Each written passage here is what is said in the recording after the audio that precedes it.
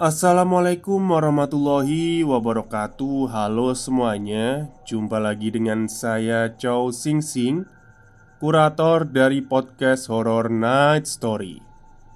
Halo, apa kabar semuanya? Semoga kalian semua baik-baik saja ya. Dan seperti biasanya, pada hari ini saya kembali dan akan menghadirkan sebuah kisah mistis untuk kalian semua. Kisah mistis kali ini saya datangkan dari treat horornya Mas Kalong yang menceritakan sebuah perumahan gaib yang ada di lereng gunung. Oke, daripada kita berlama-lama, mari kita simak ceritanya. Kejadian ini aku alami bersama suamiku. Jadi, waktu itu aku sama suamiku berencana mau beli rumah. Kita udah survei banyak banget tentang rumah. Mulai dari pinggiran kota, masuk kota, sampai masuk-masuk ke desa. Sebenarnya ada yang cocok, tapi budgetku pas-pasan. Akhirnya kita putuskan untuk lanjut besok lagi surveinya. Singkat cerita, malam itu suamiku ngabarin kalau dia barusan dapet tawaran rumah bekas yang ada di dalam perumahan. Ya, seperti biasa, kita minta foto rumahnya sama minta lokasi perumahannya. Tapi dia baru ngirim foto rumah aja. Katanya Sherlocknya besok siang kalau pas di lokasi. Ya sudahlah, kita minta janjian sama orang itu buat survei rumah. Sekitar jam 12 siang, kita udah siap-siap mau berangkat karena sudah dikirim alamat lokasinya. Berangkatlah kita berdua naik motor. Awalnya aku pengen naik mobil, tapi suami minta motoran saja, biar enak kalau nanti mau cek rumah lainnya. Ya udahlah, aku nurut aja. Kita berangkat. Perjalanan kurang lebih sampai lokasi itu sekitar 50 menitan. Karena lokasinya ada di daerah utara dan rumah kontrakanku ada di daerah selatan kota. Di awal perjalanan, aku sama suamiku benar-benar gak ngerasain ada keanehan atau apapun. "Pah, harganya pas banget ya sama uang kita. Nanti minta nego aja, biar ada sisa buat biaya balik nama sama yang lain," kataku. "Iya, nanti kita lihat dulu lah rumahnya. Kalau cocok ya baru tawar-tawaran." "Kalau dilihat dari fotonya sih rumah baru, Pak. Tapi nggak tahu juga," kataku. Suamiku nggak ngerespon, dia fokus nyetir.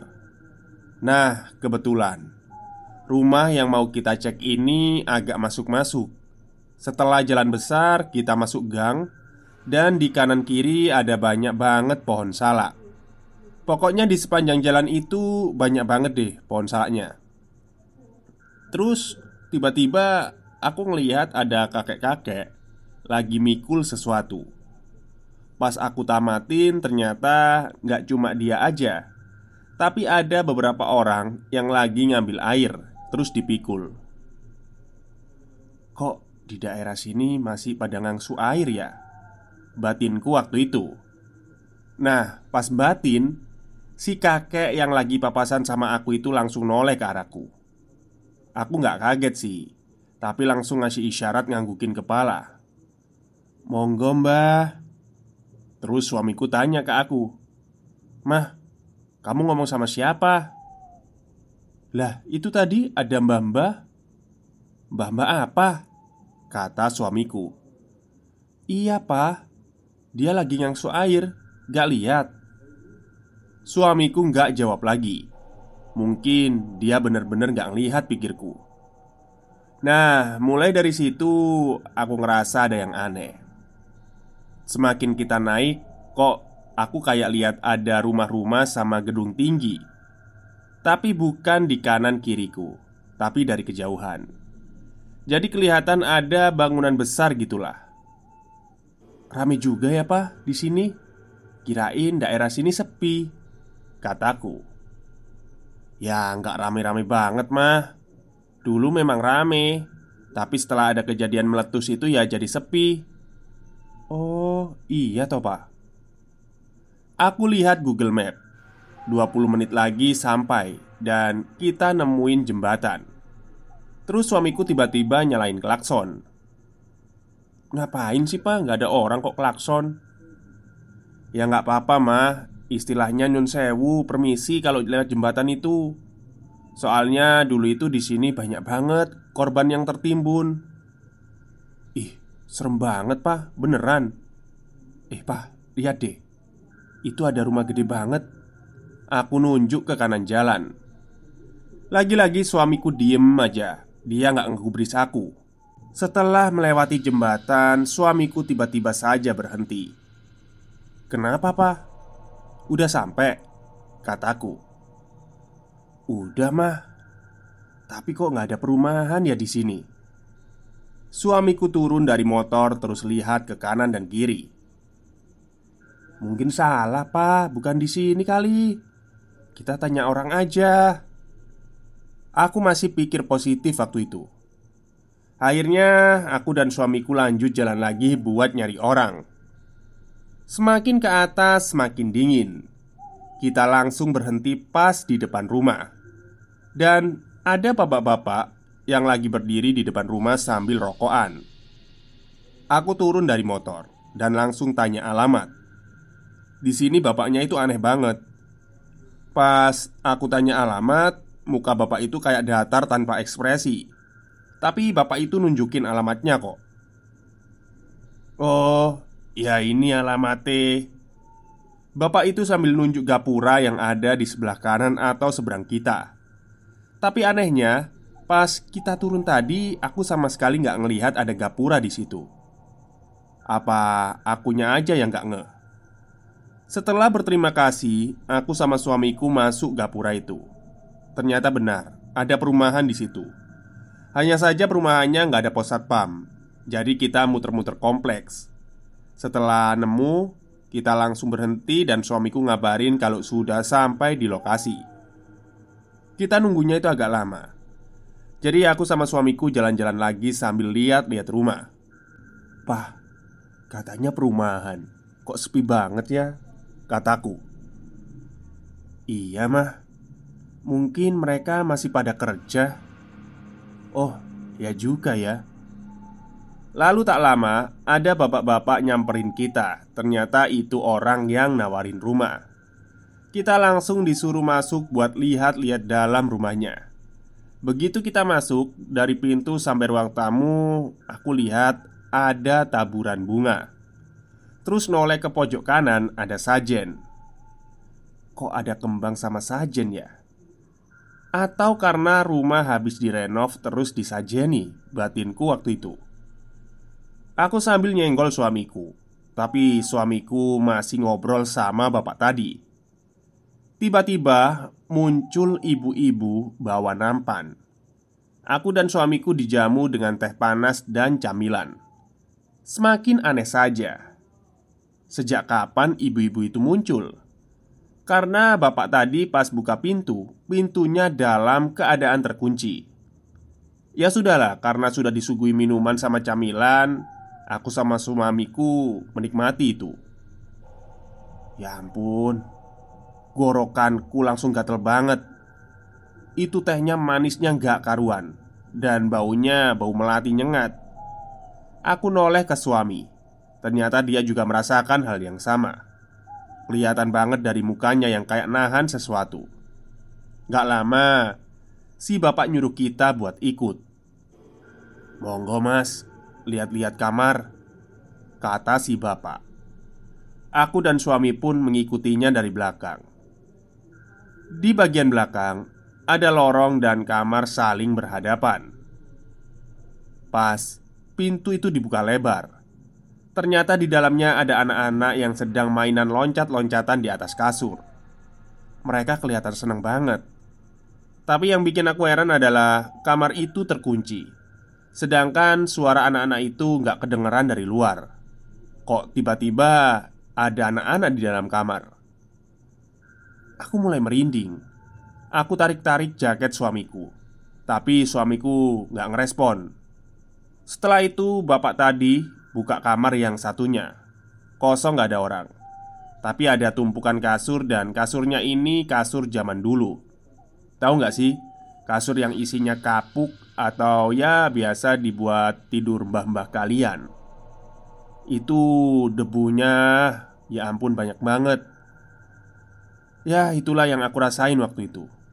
Tapi bener-bener aneh sih dan bikin merinding. Aku coba buat nepis perasaan negatifku. Mungkin dan mungkin, siapa tahu itu gudang. Setelah lihat kamar, kita jalan ke belakang. Di sana ada dapur, kamar mandi sama halaman belakang buat jemuran. Nah, ini yang bikin aku heran lagi. Mungkin ini adalah ekspresi yang tepat. Rumah dengan model minimalis modern, tapi dapurnya masih model zaman dulu. Tahu nggak? Jadi kalau mau cuci piring harus jongkok, dan kamar mandinya pun sama. WC-nya itu pakai WC jongkok, tapi yang pakai semen gitu, yang biasanya terdapat pada rumah zaman-zaman dulu. Mulai nggak beres nih. Suamiku pun juga sama merasakan kalau ada yang nggak beres dengan rumah ini. Terus tiba-tiba saja aku dengar ada suara rame-rame dari luar. Aku penasaran dong, dan ninggalin suamiku yang lagi sama bapak tadi. Sampai di pintu, aku terkejut banget. Di sana, yang tadinya sepi nggak ada orang, sekarang rame. Tapi mereka pakai pakaian yang serba hitam, nggak ada warna lain. Aku tamatin satu persatu orang-orang itu. Mereka itu jalannya pelan, tatapannya datar, dan nggak ada yang ngomong. Tapi kenapa rame suara orang? Merasa tambah merinding, aku pun buru-buru masuk rumah lagi. Pas aku balik badan mau nyamperin suamiku, tiba-tiba saja si ibu yang bawa minuman itu di belakangku. Astagfirullah. Tapi ibu itu tidak kaget dan gak ngucapin apa-apa, malah tersenyum. Senyumnya serem banget sih. Aku langsung minggir dan nyamperin suamiku. Di sini aku udah mulai gemeteran dan membisiki, "Pah, baca doa."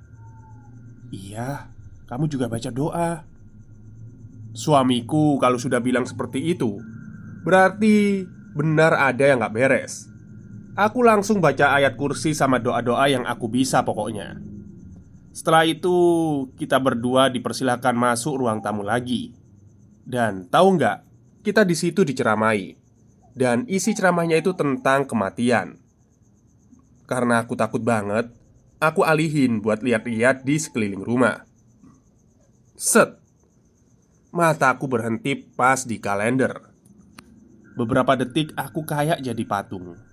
Aku mencerna, benar-benar mencerna apa yang sedang terjadi. Di kalender itu tertulis tahun 1990. Lemes banget rasanya. Kalau bisa pingsan, aku milih pingsan saat itu juga. Kenapa hidup lagi susah-susahnya malah ketemu dengan hal yang beginian? Kenapa yang dibahas itu mati-mati terus? Tambah takut deh. Gemetaran dan ketakutan. Tapi suamiku tetap mencoba nenangin aku. Setelah selesai ceramah, suamiku minta pamit. Pas kita berdiri, balik badan terus jalan, aku gak sengaja lihat dua anak yang tadi main lompat-lompatan, mukanya pucat semua. Tatapannya datar. Mereka berdiri di sebelah ibunya. Aku ngangguk terus bilang, "Permisi bu." Dan ekspresinya sama. Ibu itu senyum lagi, dan yang kali ini lebih serem. Sesampainya di luar, itu benar-benar gelap. Yang awalnya banyak rumah, sekarang sepi, gak ada apa-apa, kecuali rumah-rumah yang sudah terbengkalai. Semuanya remuk redam, gak ada satupun bangunan yang tersisa. Kakiku gemetaran. Suamiku langsung gendong aku. Kita udah naik motor. Aku pegangan kenceng banget sambil merem, gak berani lihat jalan. Terus tiba-tiba suamiku bilang gini, "Mah, udah aman, gak usah takut," kata suamiku. Tapi aku tetap gak berani buka mata.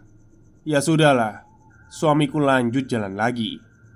Di tengah jalan, suamiku berhenti. Aku buka mata, ternyata sudah sampai di jalan besar. Dia beli air mineral di warung terus didoain. "Ini mah, diminum sampai habis," katanya.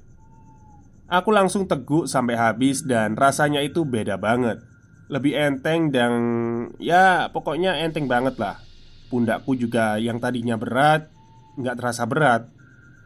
Setelah itu kita mampir di angkringan. Pesen teh panas sama beli Indomie rebus. Rasanya tuh lapar banget. Habis makan, suamiku jelasin ke aku, "Ma, apa yang kamu lihat tadi itu beneran. Dan kita tadi lagi di desa gaib. Untungnya sih mereka nggak ada niat jelek. Cuman ngasih tahu kita apa yang diceramain tadi buat mengingat kita sebagai manusia masih hidup bakal mati." Aku nggak bisa berkata-kata. Intinya aku masih takut. Dan setelah makan, kita langsung pulang dan aku juga sempat lihat jam pas di angkringan. Waktu menunjukkan pukul 10 malam. Padahal kita tadi berangkat jam 12 siang. Kok bisa ya selama itu? Perasaan cuma bentar kita lihat-lihat dalam rumah sama dengerin ceramah. Tapi ya sudahlah. Oh ya, kebetulan suamiku ini orangnya juga paham sama hal mistis. Jadi kalau ketemu dengan hal semacam itu, dia biasa aja.